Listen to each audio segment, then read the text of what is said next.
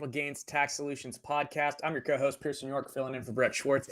Each episode, I'm joined by some of the best wealth, business, real estate, and leadership individuals in the world to share ideas, deal stories, and inspiration. So together, we can make complex tax deferral strategies simple and passive income plans achievable.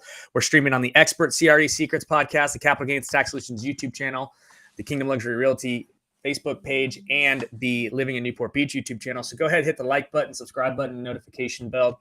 If you guys want to learn more about us, go to capitalgainstaxsolutions.com and check that out. I'm super pumped about our guest today. We have two amazing tax attorneys that deal with the foreign tax, inbound and outbound.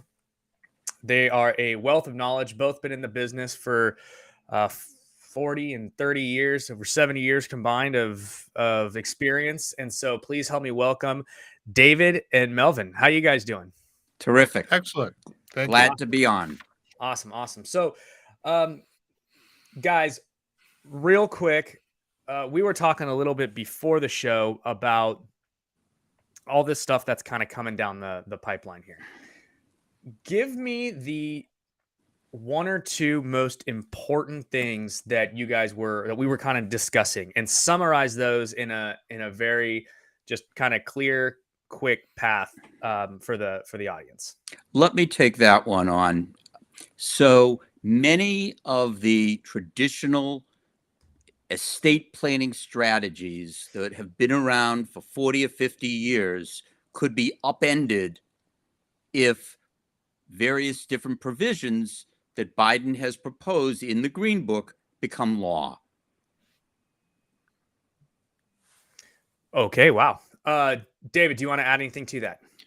Yeah, and so if we think, if the political winds are going to blow a certain way, and that the Democrats win a trifecta in November of 2024 and have presidency and majorities in both houses of Congress, then the discussion really will be between the progressives and the moderate Democrats. If we look at all the Green Book proposals, kind of what do we think is a reasonable chance that it could happen? And so if we think of that as a wildfire of tax-the-rich proposals, we look at kind of what are our traditional fire prevention tools: grats, gifting, realizing unrealized capital gains, et cetera. What should we be doing beforehand? Likewise, what Mel and I do a lot of is actually preparing clients with what we'll call fire insurance and a fire escape plan. What does that mean? That may be for Americans who move to places like Puerto Rico or move to a more tax efficient situation, all the way to expatriation. So we're really trying to spend time, and 2024, as Mel will tell you, is a very important year to get that fire escape plan in place, because some of the planning techniques that he would use to reduce the impact of these strategies, the one-time kind of impact, are greatly enhanced if we can do them the year before somebody actually triggers the fire escape plan. So it sounds like what you guys are saying is that there's new laws and new legislation that could potentially pass that would absolutely just crush anybody that's over those thresholds, right? I think right now those estate tax thresholds are around 22 million, and I think they're set to cut in half in 26, if I'm not mistaken. That's correct. And so what you guys are saying is that there's even more legislation coming down that if you're in that particular bracket, it's going to absolutely crush you if those things pass. And so what you're saying you guys are proposing is, okay, you need to get not only a prevention plan in place, but a contingency plan in place, plus the ability to execute that plan quickly, right? So that if these laws pass, you can kind of get grandfathered into some of these other strategies that are still around today that might go away later. Am I off here? You're completely spot on. To be a little bit more precise, the 2017 Tax Act, which goes for 10 years, basically we are working under a 2023 lifetime gift, estate, and generation skip exemption of $12.9 million per individual.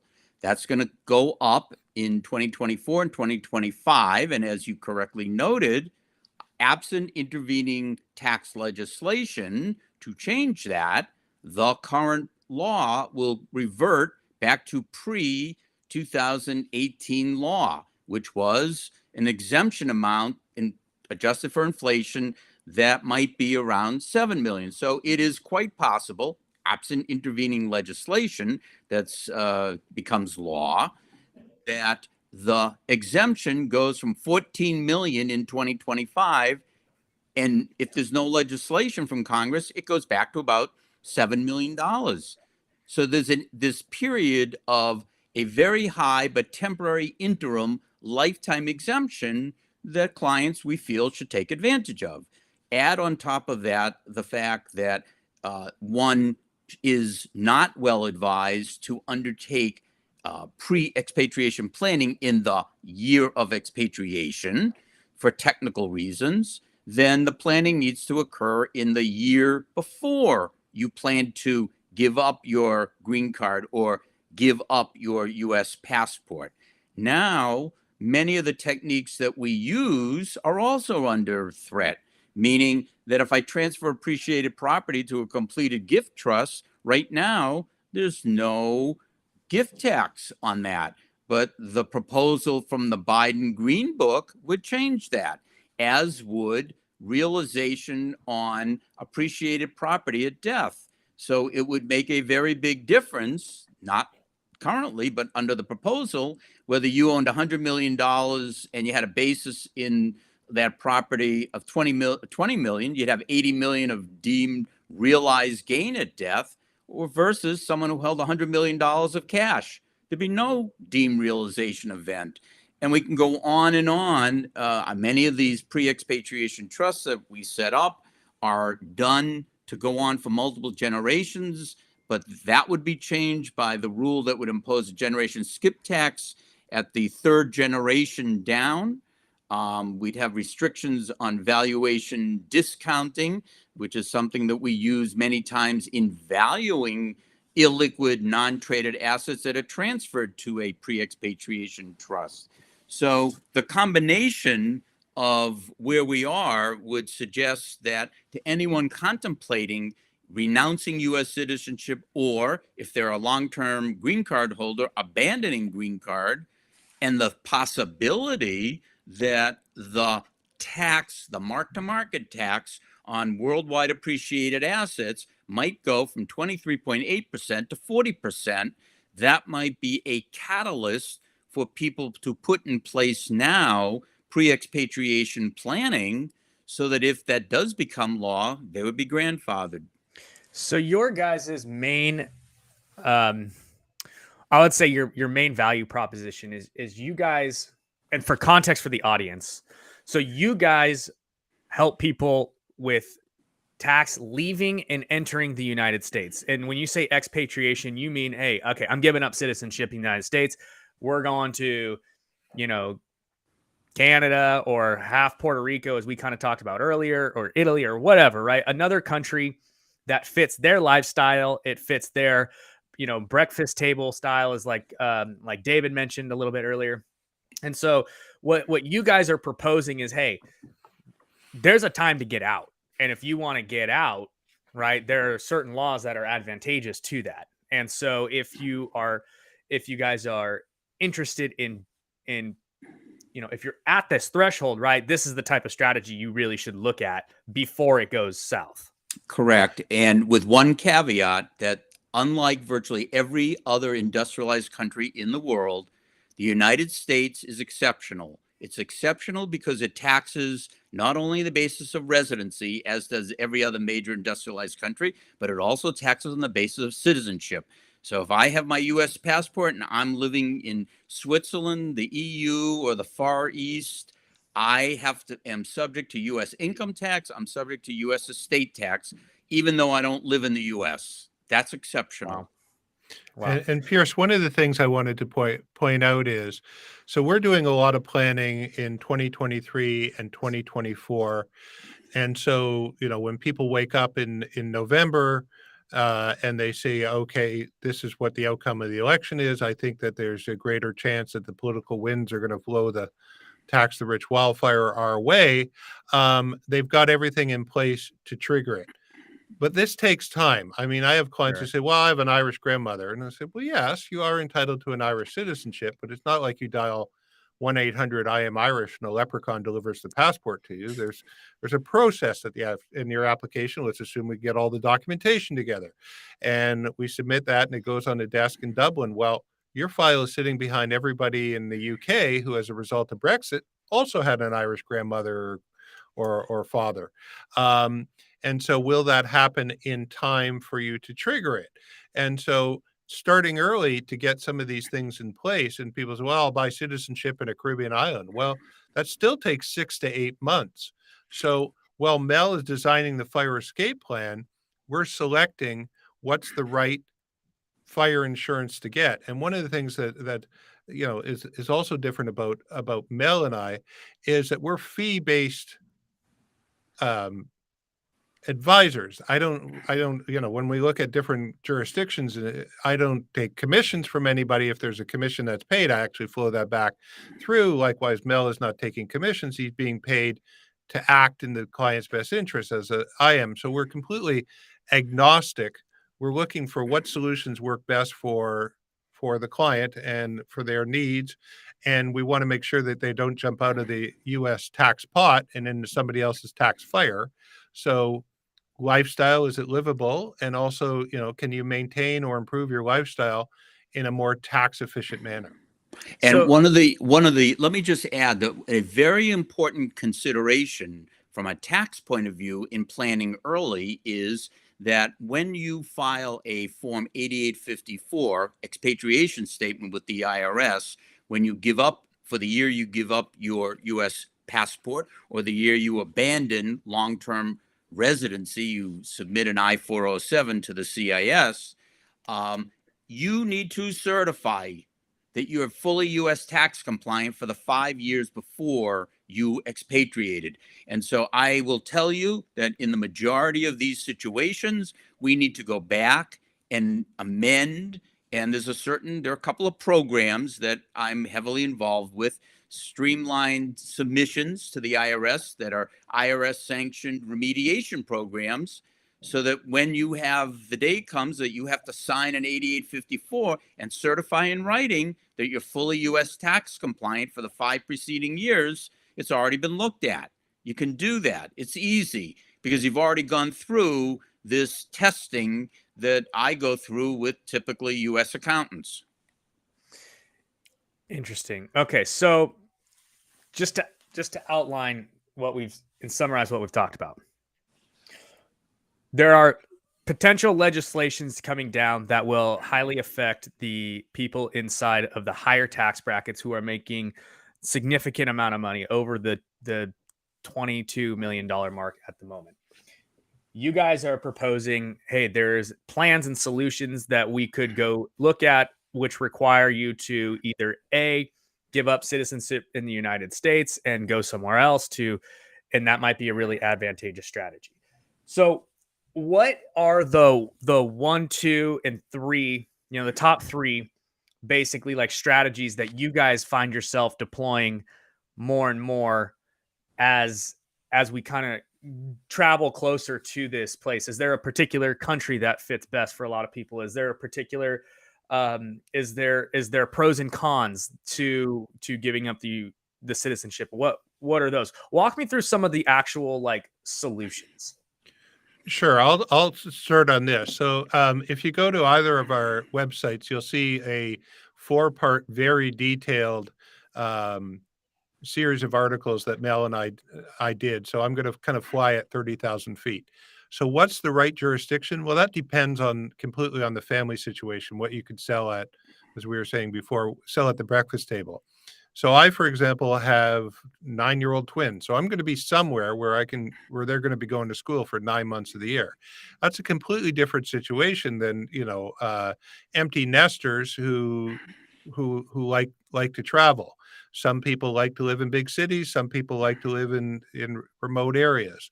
Some people like to live in a jurisdiction where everybody speaks their own language. Other people are more adventurous. So one of the first things that we do is look at kind of let's assume we can deal with all immigration and tax issues. What would be the ideal situation for the living conditions and situations for the family? Do you need schools? Do you need hospitals? Do you need infrastructure? Do you like riding your motorcycle around on the weekends for, long trips? What are all those things? Then we figure out what are the jurisdictions that will fit those criteria, and which ones can we do tax efficiently? And one of the interesting things, a lot of people, when they think of tax exiles, think of small islands that people live on, Necker Island or, or Cayman or something. Very few of my clients end up being in those kind of jurisdictions. They're actually in jurisdictions which are thought of as high tax jurisdictions, but which have special regimes or with tax planning can be low tax jurisdictions. That includes places like Canada, the United Kingdom, Ireland, Portugal, Italy. Italy. Italy is a very popular one. Switzerland, people may have know about. Greece, Malta, Cyprus, Singapore. I mean, there's a bunch of jurisdictions that are thought of as, the general public thinks that they are high tax countries, but with proper advice can actually result in a very low or regulated tax burden on the clients. So, for example, in Switzerland, David and I worked on this situation a couple of years ago.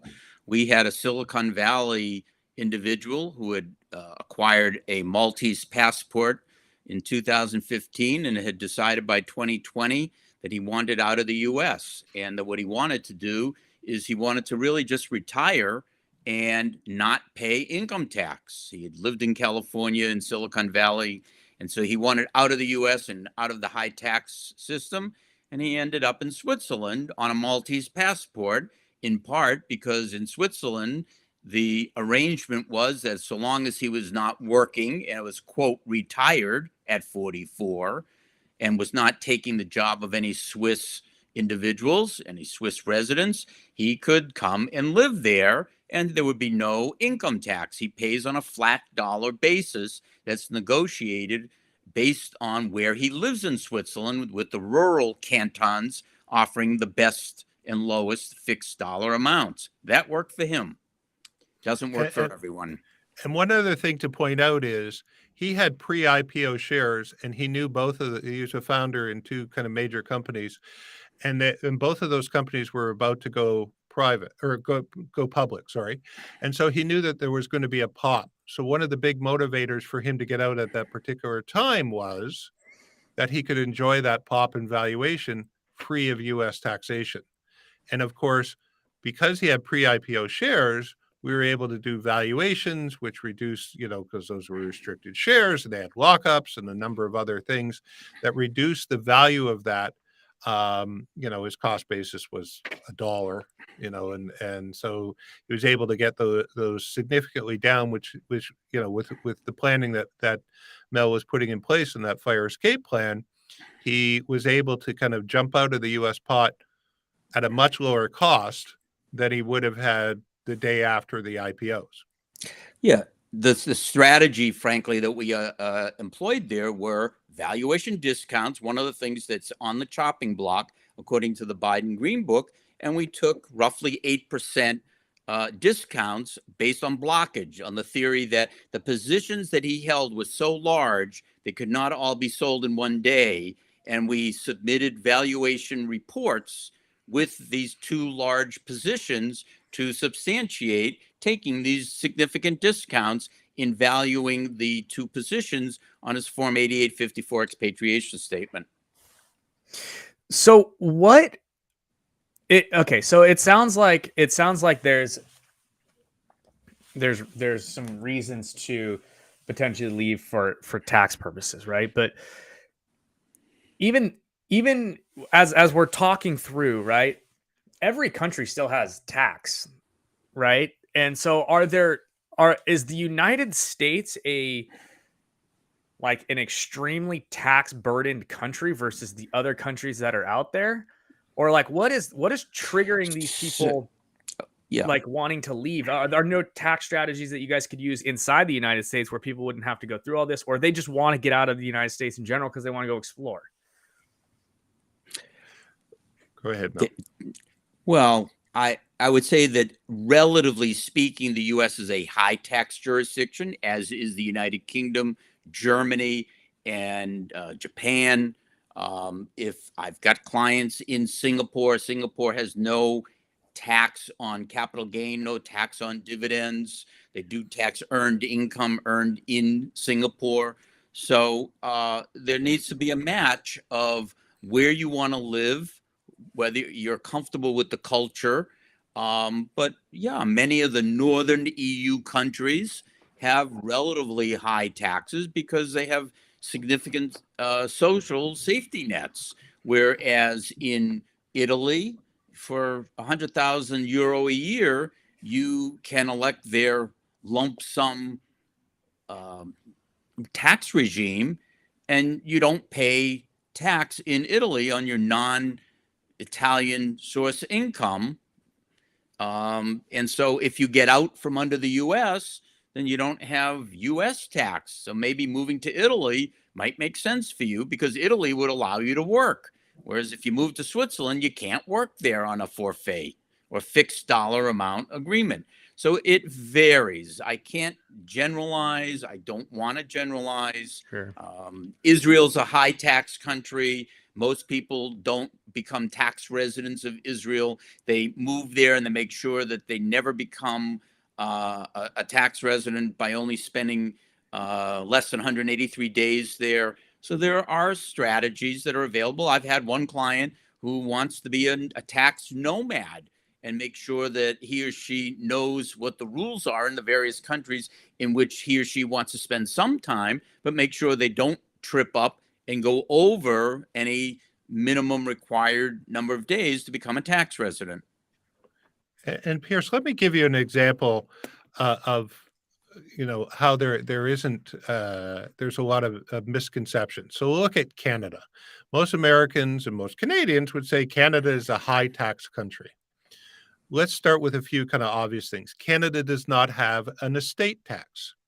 Canada does not have a wealth tax. Canada does not have a gift tax. So that's not even an issue. So what Canada has is high income and capital gains rates. And like the United States, Canada, the capital gains are taxed at half the rate of the ordinary income. But you need to understand everybody focuses on the tax rate. Well, that's not the important thing. You need to, how much tax am I paying? So one simple equation is X, which is taxable income, times Y, which is rate, equals Z, or as they say in Canada, Z, which is the tax dollars paid. So you want to reduce Z. Well, the rates are what they are. You can reduce them by half by getting capital gains as opposed to ordinary rates. But with pre-immigration tax planning, you can effectively shelter all the non-Canadian source income and capital gain. So 0 times an even 99.9% rate is still $0 paid. So it's understanding, not just looking at the rate, but what ultimately is the actual tax burden. In Italy, they define it as 100,000. The other thing, though, is nobody writes a check, but theoretically you write a check for 100,000, but you're not also not writing a check to, Deloitte or E&Y or PwC to do all your compliance costs. And you also, when you go out to dinner, you don't have to say, well, is this a business dinner? And how many miles do I get to write off? All that compliance cost is gone. Whether I make $1 or 100 million next year, this is what my tax bill is. And so jurisdictions like Greece and Italy and Switzerland, which have lump sum amounts, that's quite attractive. You get places like the UK and Ireland, Malta and Cyprus, where they say, well, so long as you don't take current year's income into your hands in our jurisdiction, you don't pay tax on anything but local income. And if you don't have local income, then effectively you can live in these countries not paying any local tax. And they're bigger than living on a small island that has a hurricane season. So let me add to David's comment that as part of any pre-expatriation planning, to the extent you're moving to a high tax country, call it the UK or Germany, the United States has 70 US income tax treaties with foreign countries. A significant purpose of these income tax treaties is to prevent double taxation of the same income. It does not always work out that way, but at least that's the theory. And in many cases, you're able to prevent double taxation of the same salary income. The U.S. offers an earned income exclusion of up to $120,000 if you are working in England and you have to pay UK tax. You get some breaks. The other concepts that are uniquely American are that the United States has a very arduous, administratively burdensome U.S. international tax reporting system, having nothing to do with taxes, having everything to do with reporting. You must report your foreign bank accounts, because if you don't, and you're an American taxpayer, that's a green card holder or a U.S. citizen, regardless of where you live, then you need to tell the U.S. government about virtually all of your foreign bank accounts. The U.S. has 3 anti-deferral tax regimes: CFC, controlled foreign corporations; PFICs, passive foreign investment companies; and a unique throwback tax on trusts, foreign trusts that make distributions to U.S. persons. These anti-deferral regimes take the theory that the U.S. does not want its taxpayers, its residents, its green card holders, its citizens, to defer income by putting it offshore. And so the U.S. has these punitive tax regimes that discourage that. Interesting.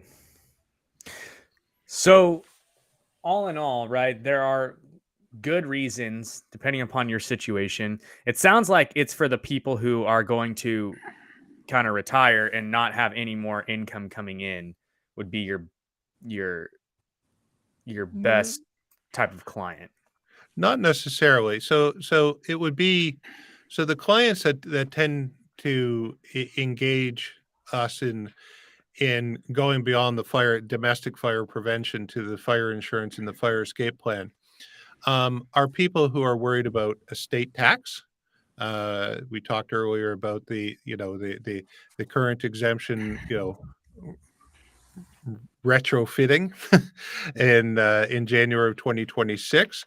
There are people who are saying, well, I very smartly, I have capital gain as opposed to ordinary income.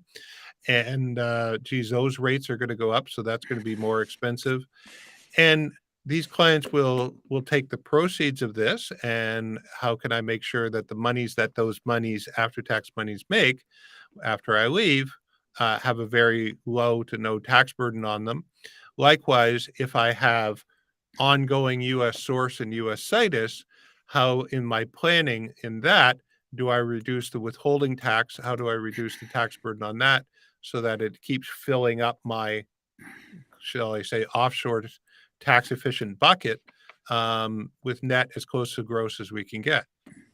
And so let me also add that for this client of David and mine who renounced his U.S. citizenship and moved to Switzerland, one of his key issues is he cannot own U.S. securities when he dies, because to the extent he owns U.S. securities when he dies, and if they're in his own name, he'll have U.S. estate tax under our U.S. situs rules. Now, most advisors don't know about some of these rules. There are some ways to get around that by having this particular individual possibly set up a Cayman corporation, or possibly set up a 3-member LLC or 3-person partnership that's recognized as such in Switzerland. But these things require not only U.S. tax counsel to advise to block the U.S. estate tax, but also local counsel in the home jurisdiction as to what is the consequence of a Swiss resident owning all the shares in a Cayman company. Is the individual better off having a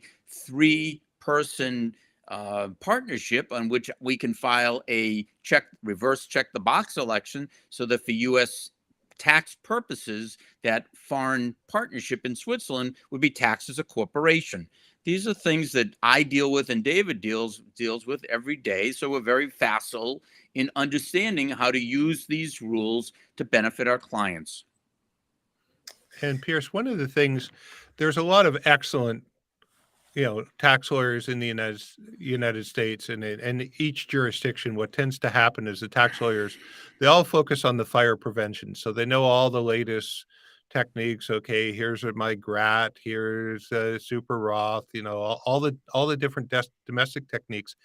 But it's actually quite rare to find somebody who is who knows the rules relating to a fire escape plan. So when I've been doing this for only 3 decades. Mel's been doing it for 45 years. Well, 3 to 33 years. I've been doing it. But, when I finally kind of ran across Mel, it was kind of like 2 unicorns meeting in the forest. Oh, you exist. Oh, you know what I'm talking about. We can speak the same language. And it's not an enormous number of people compared to the size number of U.S. taxpayers, but the U.S. is very unique in that the U.S. does not, amongst developed nations, it doesn't have a VAT tax, which means that the U.S. has an extraordinary dependence on personal income tax for its total tax revenues. They also, whether you think it's fair or not, it is just absolutely 43% of that total personal tax take comes from 1% of the taxpayers. And so it has an extraordinary overdependence on a small number of taxpayers. And so it's the golden goose effect. The more that, the rich guy have to pay more and more, et cetera, et cetera. And the common person doesn't know that, but the common person, they're voters. And so, I say, well, it's all very good that the Wall Street Journal runs things trying to educate the general population about these facts that I just laid out. But good luck. The voters' perception is their reality. And so you have to plan I'm not saying Wall Street Journal stop trying to educate people, just recognize that most people do not want to hear what you're telling them, and they're voting. And so you have to kind of take that into account. And I would also add, Pearson, that the representation of lobbyists in Washington is very strong for various different U.S. taxpayers. However, there is virtually no sympathy in Washington for someone who wants to leave the U.S. And therefore, the attitude in Washington is, if you want to renounce your U.S. citizenship or abandon your green card, go ahead and do it, but we're going to impose a toll charge to do that. And there's no sympathy. There's no tax lobby group that's going to try to carry the day and convince Congress not to really soak that group of people that wants to, in their view in Washington, thumb their nose at the U.S. tax system. So it's complicated. It's not very, it's frowned upon essentially from Congress and the U.S. because they know that most or a good chunk of their revenue comes from those high income earners who, are like smart enough to be like, okay, like I'm done with this. So I'm going to go and they're saying, okay, well, we're going to make it hard for you to do that. Yeah. And Pearson, so for certain individuals who are well known and have gotten other passports, and David can share with you who some of those people are, but for individuals that have over $1 billion of net worth, the idea of paying a $230 million exit tax on just the first billion is not appealing. They may have additional passports or residencies where they can go, but giving up U.S. citizenship would be a tall order because of the toll charge. And if they own all the stock in one company, or it's a few companies, then it's not traded, and they couldn't sell it all. They couldn't sell enough of it to pay the exit tax. So those individuals really are going to stay in the U.S. Unless they're comparing paying 23.8% once to paying 25% on unrealized capital gains every year. That's the ultra billionaire tax proposal. We don't think that there's going to be, enough moderates and progressives, but if I could predict the U.S. political wins, I would retire, put it all on whatever it was going to be, and not bother doing this, and count my chips next November. There would have to be enough moderate Democrats to go along with Bernie Sanders and Elizabeth Warren and Chris Von Holland to adopt a wealth tax, and I doubt that exists. And widened, and widened. Definitely. Interesting. Okay, cool. So where can people find you guys? So my email address is Melvin, MELVIN Warshaw, WARSHAW @gmail.com, or I have a website which you can visit, melvinawarshaw.com. Awesome.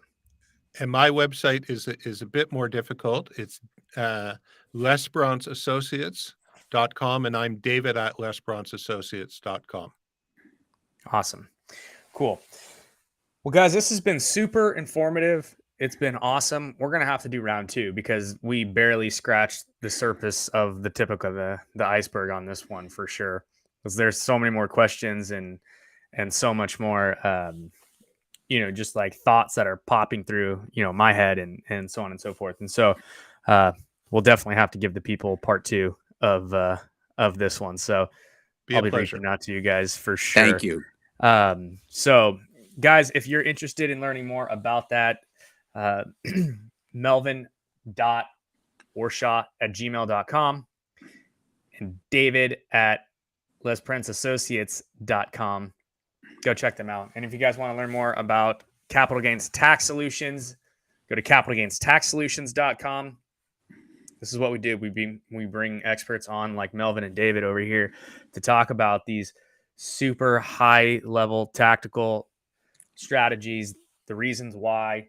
So hit the like button, subscribe button, notification bell, share it with your friends and family.